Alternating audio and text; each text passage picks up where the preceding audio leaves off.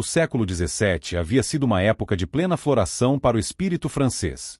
O homem que as pessoas gostavam então de tomar como representante era um ser consciente e reflexivo, que impunha silêncio aos seus apetites e paixões para submeter-se a uma norma superior de ordem e harmonia, que desconfiava das fantasias individuais, das singularidades do sentimento, dos atos instintivos, de tudo que era turvo ou mal definido, desses impulsos inconscientes que obscurecem os espíritos mais límpidos como a nuvem ensombra a superfície de um lago, que, conhecendo suas fraquezas, não fazia de seus desejos o fundamento da moral nem da ciência, que tem o sentimento de hierarquia, de disciplina, e deposita sua glória em submeter-se à experiência, à lógica, à tradição, que é a experiência acumulada, cristão e conservador, abomina os tumultos e as revoluções, e ama o que é universal e estável, se compraz em encontrar, em todos os tempos e países, sob todas as aparências mutáveis, as mesmas verdades permanentes e gerais. O homem dotado de espírito reto, dom de organização, amor à verdade, sentido da realidade. Durante 50 anos, a França admira Luís XIV, porque é razoável, moderado, exato, metódico, senhor de si mesmo, porque seus sentimentos são nobres, sua vida gloriosa e bem empregada. O mesmo ideal inspira todo o século. Colbert e Vauban o encarnam com tanto vigor quanto Racine, Poussin e Bossuet. Um sermão de Bourdaloue, algumas instruções de Lione, trazem sua marca impressa como Louvre, Versalhes e as comédias de Molière. Deu à França a realeza do mundo, e por ele ela continuou a obra maravilhosa de Atenas e de Roma. O drama do século XVIII não se encontra, na verdade, nem nas guerras, nem nas jornadas revolucionárias, mas sim na dissolução e subversão das ideias que haviam iluminado o XVII. Motins e matanças foram apenas sua tradução ruidosa e sangrenta. O verdadeiro mal já estava consumado muito antes de que esses eventos sobreviessem. O espírito revolucionário é tão antigo quanto as sociedades. O aspecto que assumiu por volta de 1750 não foi, em si mesmo, uma novidade. Em todos os tempos, os poetas se comprazem em imaginar países encantados, onde homens de perfeita bondade viveriam sem restrições, no seio de uma natureza idealizada. Os moralistas empregaram a mesma estratégia para pregar sermões aos seus contemporâneos e fazê-los envergonhar-se de seus vícios. Mas tudo isso não passava de passatempo ou exercício retórico.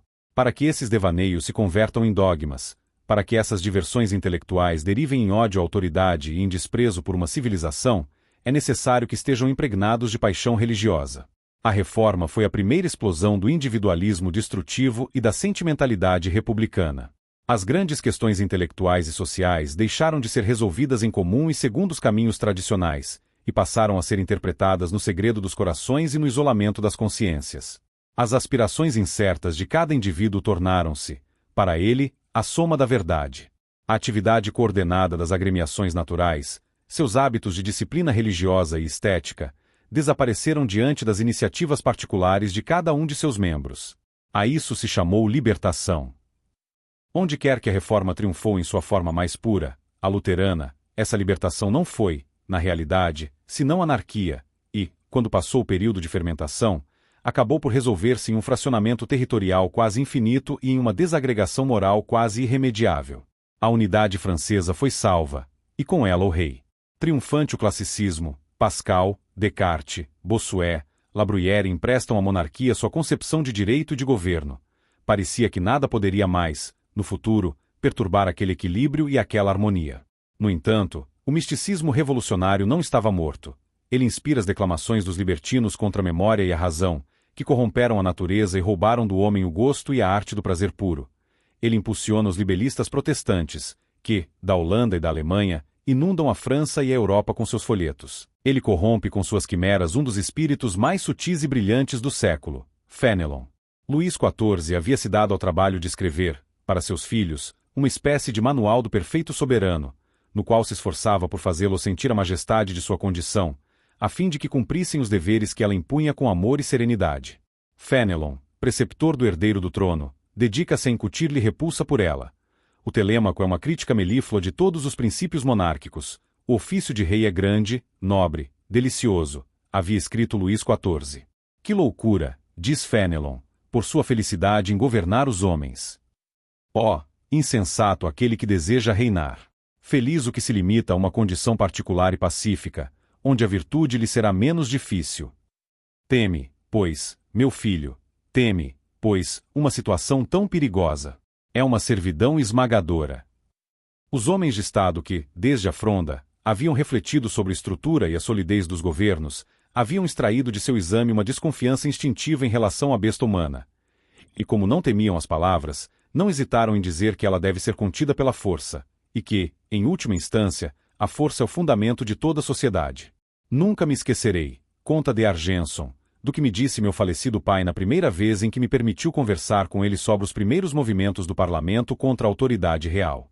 A tudo que eu lhe expunha sobre as razões, os argumentos e o fervor do parlamento, ele me respondeu simplesmente: meu filho, o vosso parlamento tem tropas? Porque nós, de nossa parte, temos 150.000 homens.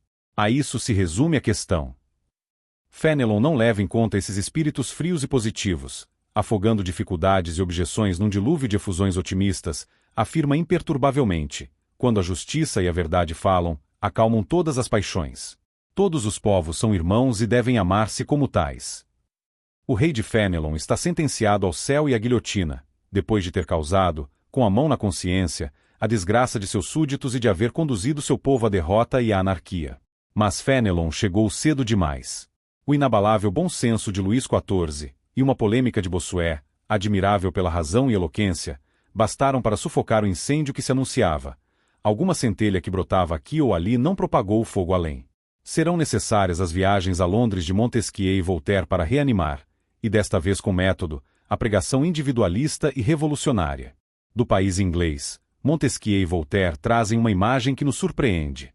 Não haviam visto ali a ilha sombria e turbulenta dos regicidas, a nação intolerante, ávida, ambiciosa, que organizara a perseguição religiosa sob a forma mais fria e implacável, a forma administrativa, mas sim uma Salento liberal, ilustrada, povoada de sábios e pensadores, digna de apresentar ao mundo modelos de civismo e virtude. Isso foi o ponto de partida para uma crítica de detalhe, divertida pelas seduções com que se adornava, mas desconcertante por sua infantilidade e leveza. Os abusos reais, as injustiças reconhecidas, não recebem tratamento mais duro que aqueles princípios e instituições dos quais todas as sociedades viveram e viverão. Com uma frase engenhosa, com um sorriso ou um epigrama, tudo é condenado em bloco e sem apelação. Para essa execução sumária, convoca-se um novo personagem, um selvagem imaginário que representa a natureza inocente, adornada com todas as graças e sutilezas das civilizações milenares. Seu papel é espantar-se sem cessar e usar todos os recursos de um espírito cultivado, educado e refinado para apresentar como absurdos, ridículos e nocivos o refinamento, a cortesia e a cultura. Durante 40 anos, a França esteve cheia de iroqueses muito parisienses, de persas muito civilizados, desses ingênuos sem ingenuidade. Suas ironias eruditas, suas comparações desdenhosas, seus espantos calculados, chegaram a perturbar os espíritos, a semear a dúvida e a inquietação nos mais firmes, a fazer com que se considerassem como atentados e usurpações os direitos mais usuais, e como inovações inquietantes e legítimas aquelas instituições que, há séculos, era honroso respeitar e servir. Aproveitando-se dessa subversão, irrompeu em nosso país a literatura germânica, cuja ação havia sido paralisada após a Reforma. Como observou M. Louis Reynaud, cujos notáveis trabalhos me limito a citar e resumir aqui, os homens do século XVII reconheciam no povo alemão filósofos e sábios, mas mostravam-se muito reservados quanto aos escritores e poetas que, em grande profusão, aquele país se atribuía. A poesia, a arte, a literatura, lhes pareciam conter algo que não se harmonizava com o que conheciam daquele povo. Em seus diálogos de Aristo e Eugênio, um homem de ciência e de critério, o padre Bonhours, fazia um de seus personagens sustentar que, para um alemão, a sutileza de espírito era inacessível. O gênio alemão é, na ordem intelectual, essencialmente individualista. A língua está organizada para assegurar às potências obscuras sua expressão completa, às custas dos elementos racionais. Abundam nela os termos que expressam os fenômenos sensíveis e as emoções. Falta-lhe o vocabulário franco e nítido das ideias. Elevada e abafada alternadamente por tons de intensidade variável, concentrada em torno de certos termos pronunciados com energia, a frase em si tem uma natureza continuamente patética. Colocado diante de um homem reflexivo, que vê com clareza dentro de si e que se move com naturalidade na vida mundana, o alemão fica desconcertado. Pelo contrário, apresentai-lhe um organismo elementar e rude, um louco, um maníaco, um ser aprisionado pela febre dos sentidos, e ele os compreenderá e descreverá perfeitamente. Por sua constituição íntima, está ligado a eles. Sua inteligência está presa nas emoções confusas da carne, e penetrada por elas por todos os lados. Ao recusar o poder da razão, o espírito francês adotava, com isso, a fórmula de pensamento dos povos germânicos. Logo os alemães compreenderam isso. Enquanto as obras inglesas só entravam na França introduzidas por franceses, como Abade Prévost e Voltaire, os alemães organizaram sua propaganda por conta própria, e foi um deles, Grimm, quem se encarregou de revelar aos súditos de Luís XV os méritos literários de sua pátria. Em outubro de 1750, o Mercury de France publicava uma primeira carta sua, seguida logo por outra em 1751. Com toda a sorte de salamaleques e cumprimentos, Grimm se arriscava a proclamar que a literatura alemã valia tanto quanto a francesa, e que, se não havia alcançado o esplendor da vizinha, era por lhe haver faltado um Paris e um Luís XIV. Mas que seu momento, certamente, chegaria, mais ainda, que estava muito próximo. A brecha estava aberta, e por ela passaram artigos, gramáticas e traduções. Outro alemão, Michel Huber, foi o organizador da invasão, flexível, conciliador, amável, falando alternadamente a linguagem da filosofia e a da religião, com a mão no coração, transbordando de frases edificantes, conduziu contínuos seguros destinos da literatura teutônica. Dono do Journal Étranger, autor de uma volumosa coletânea de poesias alemãs em 4 tomos, teve a grande habilidade de não oferecer ao público francês senão aquilo que convinha às suas preferências, temas idílicos, sentimentais e moralizadores. Soube conquistar a benevolência de Fréron e seus devotos, tranquilizados por aquela abundância de declarações virtuosas, e obteve o concurso entusiástico da fração mais agitada do Partido Filosófico, agrupada em torno de Rousseau e Diderot. Sem dúvida, Rousseau era demasiado caprichoso para se deixar alistar pessoalmente, mas empurrou seus amigos. Como poderia ter permanecido indiferente? Era o seu misticismo naturalista, que nos chegava por outro caminho. Todo esse papel impresso é hoje de uma literatura terrivelmente enfadonha, mas naquela época, encantava. Um escritor medíocre, Gesser, que mal era conhecido por seus compatriotas, fazia um sucesso prodigioso em Paris, sucesso que se manteve sem declínio durante 10 anos. Disputavam-se sua primeira obra, A Morte de Abel, traduzida em 1759 por Huber e Turgot, e exaltavam as outras às alturas, consagrando-as como obras-primas. Admirava-se nelas com frenesi a natureza nua, aquela natureza acolhedora e pura que a horrenda civilização há muito vinha recobrindo, campos férteis que ninguém trabalha e que, no entanto, produzem colheitas opulentas, rolas em todas as árvores, para a edificação dos enamorados, flores que nunca murcham, pássaros que gorjeiam sem cessar, animais modelo, feitos de lã e manteiga, anciãos que transbordam experiência e moderação, crianças submissas e afetuosas, jovens ingênuas que fazem as suas mães. Perguntas comoventes sobre o amor e o casamento. Não falta, aqui e ali, algum desgarrado, criminoso por acidente, mas dilacerado pelo remorso e pronto a se converter, entre torrentes de lágrimas, a primeira homilia que lhe dirigirem. Um poeta às margens do Reno, escreve Dorat, é, de certo modo, o homem da natureza. Não respira senão para estudá-la. Não a estuda senão para retratá-la. Não conhece nem o fel, nem o ódio, nem as manobras da ambição, nem os furores do ciúme. Escreve apenas para viver na memória dos homens. Escreve para torná-los melhores, para penetrá-los continuamente com a imagem da virtude. Os progressos científicos e práticos realizados no decorrer do século vieram servir a esses desvios. Não porque a ciência tenha jamais fornecido qualquer base sólida a esse mito da natureza bem-aventurada, pervertida pelas leis humanas, nem porque os sábios e inventores, com exceção de D'Alembert, tenham sido sectários da filosofia. Mas porque o espetáculo de tantas máquinas desconhecidas, a revelação de tantos conhecimentos novos, embriagaram os leigos e os literatos, que desse deslumbramento quiseram deduzir que viviam num século extraordinário, de tal modo que tudo o que se dissera e fizera antes deles não tinha mais valor algum, e que, por conseguinte, um espírito esclarecido devia reconhecer-se no desprezo em que envolvia tudo o que o havia precedido. Em vão se deu Taine ao trabalho de tentar demonstrar que Voltaire, Diderot, Rousseau e seus amigos eram verdadeiros homens de ciência. Voltaire possuía gênio de vulgarizador, mas seu laboratório em Cirey não passava de uma fantasia de mim. Do Chantelet, que teria erguido sobre suas ruínas uma metalúrgica ou uma capela, se estivessem na moda a metalurgia ou a devoção. As experiências de Montesquieu fazem sorrir. A mais transcendental consistia em submergir na água a cabeça de um pato e contar quanto tempo ele levava para morrer. Quanto a Diderot e Rousseau, o primeiro era um autodidata barulhento, e o segundo sabia pouquíssimas coisas. O verdadeiro espírito científico, desinteressado, prudente, sem orgulho, está em contradição quase absoluta com o espírito filosófico de 1750.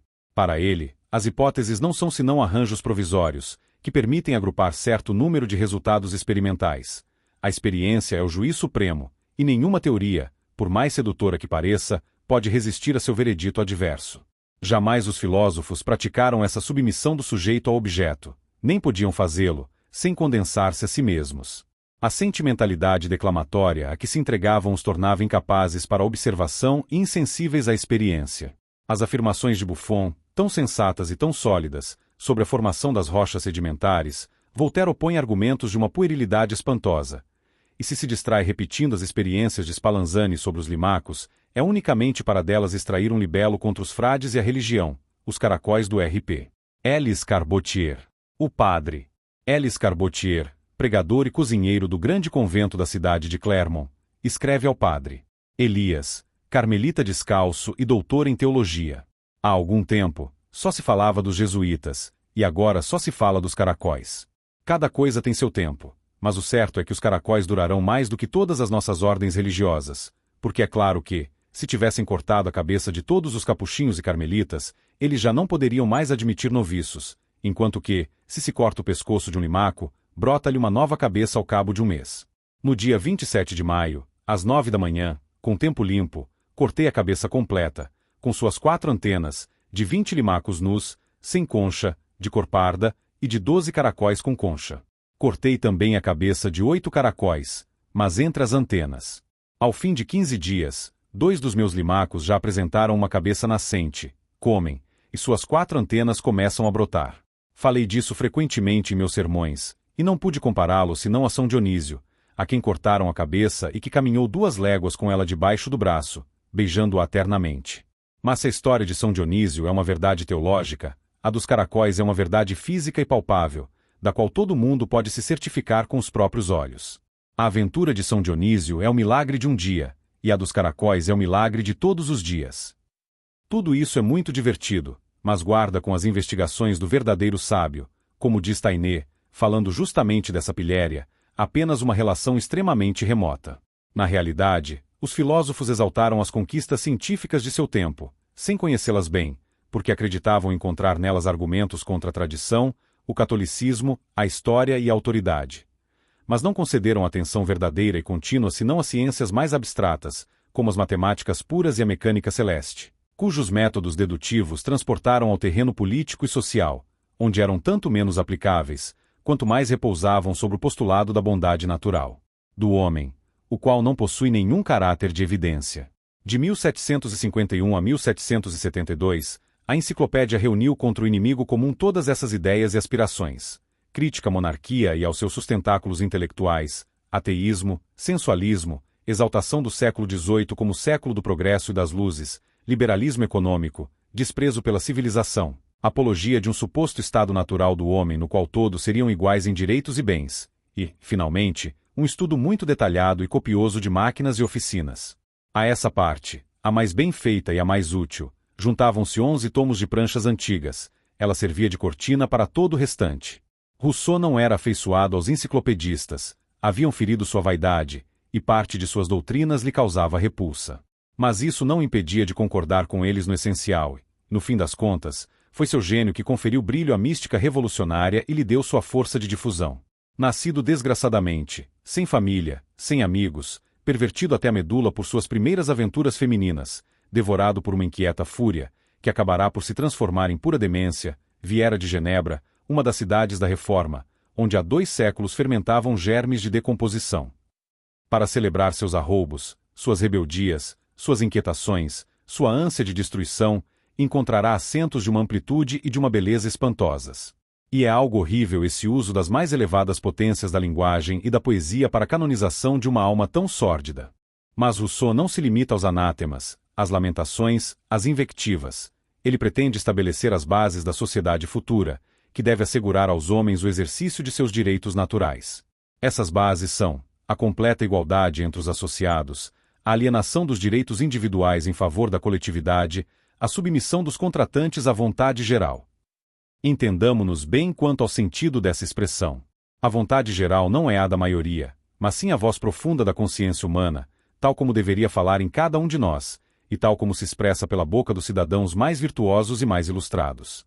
Em suma, define-se a vontade geral por sua conformidade com o sistema filosófico, o individualismo. A república se identifica com uma doutrina, e a sociedade fica submetida a um dogma. Conduzi-la aos fatos, traduzi-la em atos, reorganizar o mundo de acordo com seus postulados, essa foi a política revolucionária.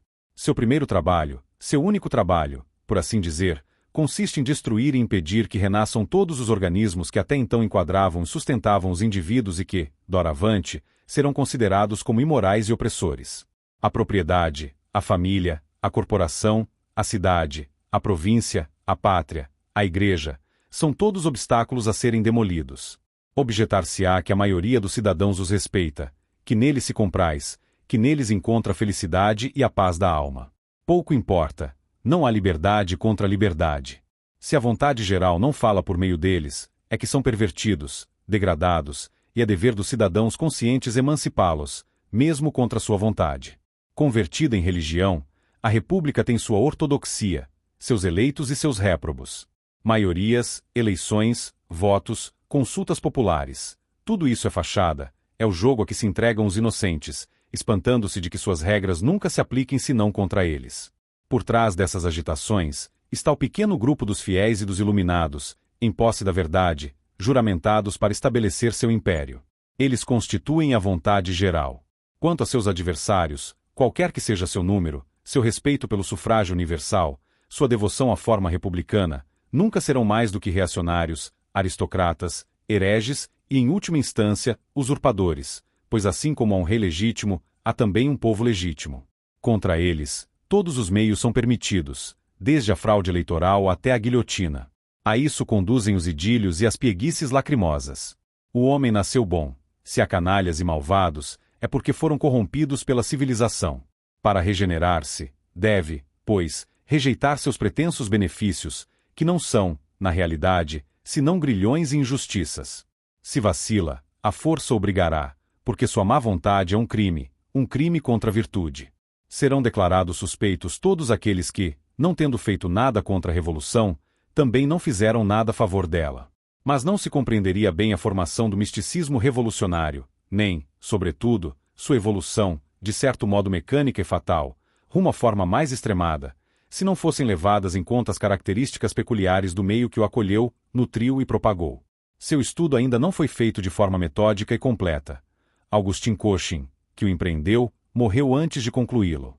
Mas os trabalhos que deixou são suficientemente numerosos para que possamos percorrer, sem nos perder, esse terreno por ele delimitado. Os aficionados por novas teorias, no século XVIII, não permaneceram isolados, associaram-se para compartilhar conhecimentos e para precisar ideias. Essa organização, que começa a se esboçar em 1720, acelera-se em 1750, e, a morte de Luís XV, está finalizada. Em todas as cidades pululam as associações de Beals Esprits e Esprits Fortes, os salões literários, as academias, as salas de leitura, sociedades patrióticas, liceus, museus, lojas maçônicas, sociedades agrícolas. Suas sessões são assíduas e concorridas, nela se lê, e sobretudo, se discute. Todo um exército de pensadores ali se exercita na controvérsia e delibera sobre os problemas do dia, circulação de grãos, novos impostos, assembleias provinciais, ou sobre questões doutrinárias, o papel da civilização, os direitos naturais, os fundamentos das sociedades. Se recordarmos que o primeiro discurso de Rousseau foi motivado por um concurso da Academia de Dijon, poderemos julgar o tom, a tendência e o alcance de seus trabalhos, que em nada diferiam dos que apresentavam os demais.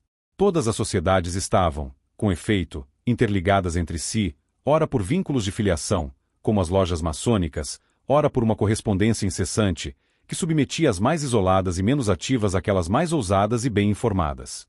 De um extremo ao outro do reino, era um ir e vir contínuo de mensagens, manifestos e moções que ia tecendo a unidade de princípios, sufocando as veleidades de independência e fazendo com que todos avançassem no mesmo compasso. A República das Letras, que em 1720 era apenas uma alegoria, torna-se uma realidade em 1775. E é o único Estado ao qual se podem realmente aplicar as normas do contrato social, o único constituído por iguais, o único em que a vontade geral pode, em cada caso, ser determinada mediante a discussão entre os melhores. Esses debates e as votações que deles resultam marcam os progressos da doutrina revolucionária, que depois será difundida do pequeno núcleo de iniciados ao grande público dos profanos. E é aqui que surge a dissonância fundamental, que irá se ampliando progressivamente até 1794. A República dos Iniciados está organizada e funciona de costas para a realidade. À medida que se desenvolve em seu processo lógico, vai se afastando da vida real. Quanto mais quer governar, menos capaz se mostra de fazê-lo. Na vida, associam-se aqueles que compartilham das mesmas opiniões. Ali, reuniam-se prescindindo de toda conveniência e interesse para definir a doutrina que o grupo deveria adotar. Ou seja, a adesão era um meio de se chegar a um acordo, e não sua consequência ou manifestação. Na vida, o que importa são os atos, ali, as palavras. Na vida, buscam-se resultados materiais e tangíveis, ali, os votos. Na vida, governar é lutar contra as coisas, prever, preparar, organizar, agir. Ali, a grande habilidade consiste em redigir uma ordem do dia e obter uma maioria. Na vida, uma ideia é julgada pela experiência, confrontada com os fatos. Ali, é a opinião que domina, e para eles é real aquilo que obtém o assentimento do auditório, e verdadeiro aquilo que logra sua adesão. Na vida, o homem não está isolado. É parte de um organismo social, é membro de uma família, de uma corporação. É guiado por uma série de considerações alheias à lógica verbalista: religião, fé, moral, tradições, sentimentos, lealdade política, deveres profissionais. Na sociedade intelectual, o iniciado faz tábula rasa de tudo que não é abstração e raciocínio puro. Afasta de si tudo aquilo que lhe é verdadeiramente pessoal, e acaba reduzido à pequena faculdade dedutiva, que é das coisas mais comuns neste mundo. Se alguém, levado pelo instinto, se inclina ao verdadeiro, ao sólido, aos resultados mais que à opinião geral, se traz à discussão algo que não seja ironia ou espírito de seita, logo perceberá que se torna desagradável ao auditório, incômodo, odioso, ridículo. Sentir-se-á estranho e, se não trair a si mesmo, será, na primeira oportunidade, expurgado. E assim, ao atuarem os escritores sobre as sociedades e ao serem influenciados por elas, o tropel inconsciente dos irmãos vê-se impelido, em marcha cada vez mais acelerada, à aparição de um tipo intelectual e moral que ninguém previu, que todos reprovariam, e que todos estão a preparar, o jacobino socialista de 1793. A Revolução Americana precipitou ainda mais essa evolução. As 13 colônias eram, havia muito tempo, um dos temas preferidos da literatura sentimental e humanitária. Via-se nelas um povo novo, ainda muito próximo da natureza, tolerante, piedoso, patriarcal, sem outra paixão senão o bem, nem outro fanatismo que o da virtude. Os capítulos que Rainal lhes dedica são a única parte brilhante de sua História das Índias, obra de resto mal arranjada, banal e enfadonha. Quando decidiram emancipar-se da Inglaterra, as pessoas se entusiasmaram com aquela confederação que assumia a honra suprema de conduzir a educação do mundo, mostrando-lhe o caminho da liberdade. A Declaração de Direitos formulada por Jefferson, em estilo de código moral, fez os intelectuais perderem a cabeça. Alguns tornaram-se quaquers, outros, dos mais nobres, alistaram-se nos exércitos republicanos, seguindo Lafayette. Os mais tímidos os apoiaram com sua propaganda, proclamando em altos brados o início da Era da Regeneração. Durante meio século, os círculos filosóficos vinham clamando por algo novo, e seus sonhos se realizavam agora em outro solo. O que para eles não passava ainda de papel e retórica, convertia-se ali, ao longe, em carne e sangue. As palavras transformavam-se em realidades. Ali renascia a Idade de Ouro. Estremeciam de inveja ao ler aquelas notícias, exaltavam-se diante da ideia daqueles altos feitos, ardiam de admiração, de febre, de desejos, de esperanças. Era o momento em que chegava a Paris, como embaixador, Benjamin Franklin. Tudo nele, diz um publicista, revelava a simplicidade e a inocência dos antigos costumes. Havia-se despojado da cabeleira postiça, o que significava que não usava peruca, e isso lhe granjeava ainda mais admiração. Só que ele era menos inocente do que parecia. Aquele homenzarrão dissimulado era um dos principais dignitários da maçonaria americana. Mal chegou a Paris, entrou em contato com os irmãos da França e tomou parte ativa no trabalho de unificação e depuração das lojas, que, após muitas dificuldades, assegurou nelas o triunfo dos mais avançados e conseguiu, em 1780, instaurar a supremacia e o controle do Grande Oriente, criado em 1773. Sua casa em Passe transformou-se no quartel-general dos agitadores. Era o grande sacerdote dos filósofos, o Messias dos descontentes, o patrono dos fabricantes de sistemas. Suas pastas estão repletas de cartas que mostram o lugar preponderante que ocupa no espírito público e a influência que exerce sobre ele. Escrevem-lhe de toda parte, imploram seus conselhos.